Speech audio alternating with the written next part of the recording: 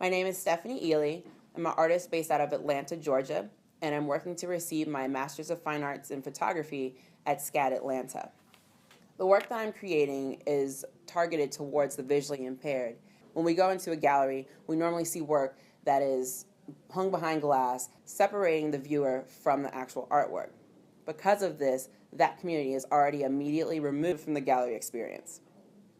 Visually impaired are just like you or myself. They once were functioning parts of the community, and now because they have lost their vision, they also feel like they have lost a certain connection to what the rest of us experience. I want to give that back to them with this work. The technique that I'm using with these portraits removes the physical attributes that identifies them as being visually impaired.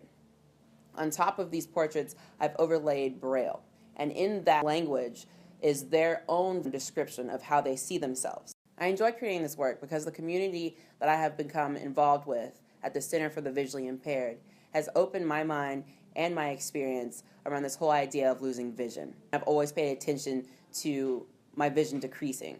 What am I going to do if I were to be living my biggest fear and be without vision? How am I going to continue to be an artist? How am I going to continue to communicate to my audience? And how am I going to continue to experience this world in the way that I enjoy? There's a common misconception of what it means to be visually impaired. There's a wide range of different visual capacities that can stem from being completely without sight all the way to having partial vision. I've decided to work with this community specifically because I am an artist who's also living with a visual impairment.